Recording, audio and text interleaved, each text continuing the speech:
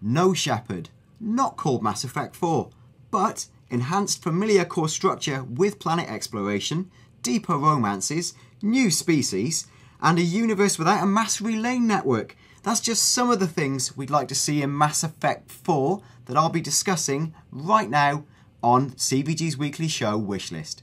Hello, I'm Dan Dawkins for CVG, and I'm joined by GamesRadar's Andy Hartup. Hello. Now, both of us have played the Mass Effect series extensively, certainly a lot in terms of 2 and 3. We're here to offer you what we know so far about the Mass Effect 4, or maybe not called Mass Effect 4, and then to make some speculative guesses or, insight of what we think the game is going to become. So, what do we know? Well, apparently the game is already in the middle of development, and just this week, via Twitter, studio director Yannick Roy said that the new Mass Effect game is, and this is a quote, somewhere in the middle of development.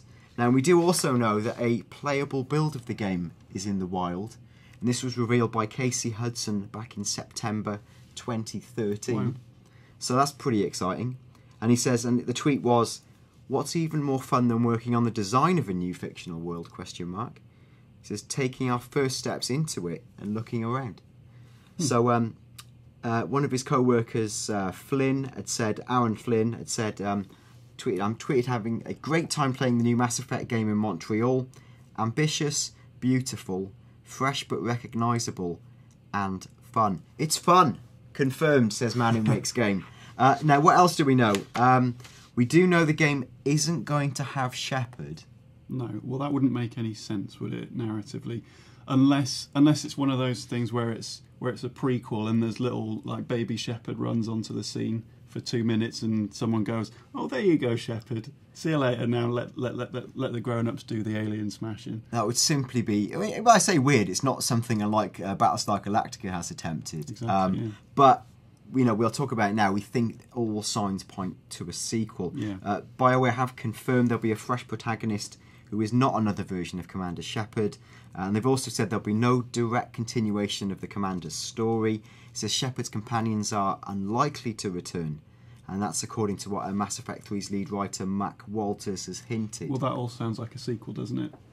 Yeah. In terms of, you're talking about returning characters, and there's not going to be any continuation of Shepherd's storyline.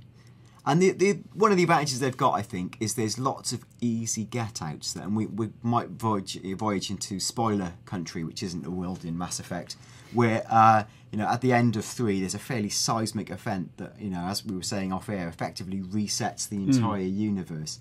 Now, I think there's a thread where you could bring Shepherd back, but not as Shepherd, but as whatever he's become at the end of 3. Now, whether you bring him back, he probably wouldn't be a playable character, but perhaps you could bring him back into the lore of the universe in a way that he's could almost become like a sort of semi-omnipotent style. Are we going to talk in terms of spoilers as the let's release the statute of limitation. It's been over 18 months since that game came out, so let's talk spoilers. Okay, now at the end of Mass Effect 3. Obviously, it depends what option you chose, whether you chose the red, the blue, or the whatever light beam. Shepherd either sacrifices himself or becomes at one with the Reapers and whatnot. I think what's going to be seen as canon is Shepherd sacrificing himself to save humanity, because that's where you've been pushed and destroying the Reapers. But either way, I think the effect will be the same. I think in this new Mass Effect, if we're talking about Shepherd, he's going to be seen as some sort of god, or he's going to be idolised. He's going to be this mythical thing. And there was that thing at the end where there was that old man talking to his child about how Shepherd saved the universe. I think that is a big, big clue about what's going to happen in the next Mass Effect. It's the idea of, let me tell you the story of the Shepherd, and it's almost like generations have passed. And even what we knew of the game would back that up, because as we know, the Reapers have come and been and destroyed on a cycle that's been almost endless up to the point that you take control of Shepherd. So it's, there will be generations past, there have been generations before, there's been the repeats of these different cycles. The idea was that Shepherd would end this cycle. But either way, the idea of things echoing through the ages makes perfect sense for Mass Effect. And the idea of like time being a very relative concept in space, as touched upon, again, this is a spoiler for the Battlestar Galactica brilliant TV series. Oh, do we want to spoil that? We won't, Because but that's mean. all right, that's awful. But if you've watched that, you'll understand the concept of time within the Battlestar Galactica universe. It won't be lost on Bioware.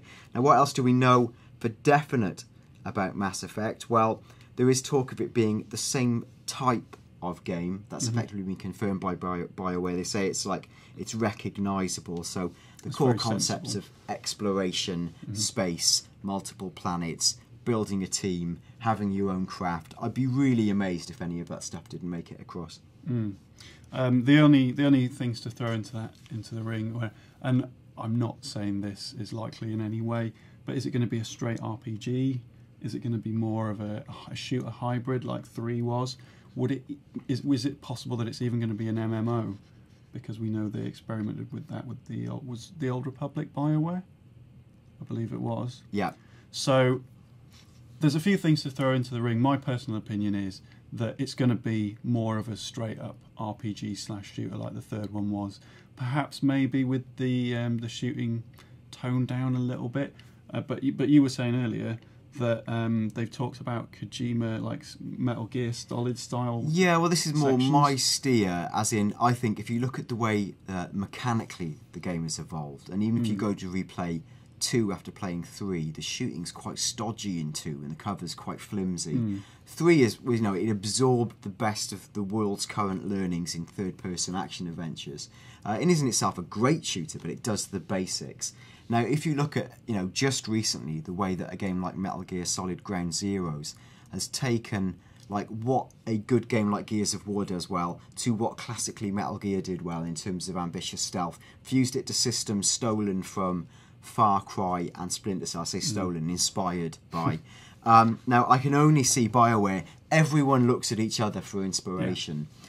Bioware would only want to refine their own systems, so expect a more subtle shooting system. But with, as we'll get on to, more planet exploration in the game and wider diversity of species, you might want to create new sort of ways of creeping, sneaking, infiltrating different environments, which might involve different mechanics, and again, feed into skill trees, MMO-style structures, play homage to games that have been recently, like Dishonored. I'm not saying the game will be a stealth FPS, I'm just saying that these are the preeminent themes in AAA game design, and I can only see Bioware echoing them. If we're looking for true clues about where Mass Effect is going, this has already been said, that we know that the next Mass Effect game will use the Frostbite engine. And the Frostbite 3 engine has been seen, obviously, in the Battlefield games, but we are going to see it in the upcoming Dragon Age Inquisition. That's right, yeah. And that's coming out later this year. It looks, the good portents are, it looks stunning. Yeah, Frostbite is without wanting to get too technical, it's an incredibly powerful engine. It's incredibly versatile as well. They used it in Need for Speed, they're using it in Dragon Age, they use it in Battlefield, so it's incredibly versatile. The things we know it does well, it does do sort of shooting and destruction, and it looks $1 million as well. It's very scalable, so it will be able to handle quite small scale action and then put it on a wider scale. It can only be a good thing. And we do know for a fact that the new Mass Effect will take core systems from Dragon Age. That again has been tweeted out by Bioware. We also know from Bioware they've tweeted a number of cryptic images of the new game. Now, don't get too excited. As you can see on screen right now, they're pretty cryptic, but hey, they haven't turned it into a medieval RPG. It is still in space. There still will be fantastical worlds. Yeah, there will be Mass Effect. There are some hints, and they say, including the selection of artwork, was something of the original Mass Effect's Mako vehicle. And the tweet had with it the words, "Inspiration for the future," and like question mark. And I mean, when something's question mark like that, they mean yes. Well, there's two ways of looking at that, actually. The Mako has famously been something that has split fan opinion. Now, some people really like it and want to see more of it. Other people sort of panned it because it was quite boring in the original, and the joke was that the way you explore planets in the original was driving this vehicle around and around until you found stuff. And the Mako sections were something that they removed for 2 and 3 because people didn't really like them an awful lot. They tried to improve them for 2 and then remove them for 3 altogether. Maybe that is Bioware trolling. Maybe they're just sort of saying, oh hey, the Mako might be coming back, in an attempt to sort of stir up some sort of fan reaction. Or, like you say, they're sort of going, hey, the Mako's back, nudge, nudge, wink, wink. Well, let's throw a leak bomb into the mix. They're a new thing. At the back of the PAX Prime in 2013, the Penny Arcade Expo, 21 people were invited to go and see Bioware, to see a special 2-hour presentation of what we presume is the new Mass Effect. Now, they're obviously probably sworn to all kinds of NDAs, but somebody came out and leaked on a obscure Mass Effect forum, which is picked up by Reddit, a couple of pieces of information. Now, there were 2 main things. One is that he saw 2 new types of species, which we'll talk about in a minute. The other was they saw a Mako-style land vehicle. And it says there were different types of vehicles for different types of environments. That makes sense. So it makes sense. You've got the powerful next-gen machines. They can render more evocative worlds. They can create rolling landscapes, big draw distances, making exploration more fun, like we talked about with the mechanics. Perfect sense. Also worth talking about, they were shown 2 species types. One was an arrogant skeletal race with glowing eyes, and another was an ancient advanced guardian race with sci-fi, like Gollum-like looks. Any steers there? Sounds Prothean to me. Yeah, it does sound Prothean. And for anyone who understands the lore of Mass Effect, this would be a much longer video if we went into it.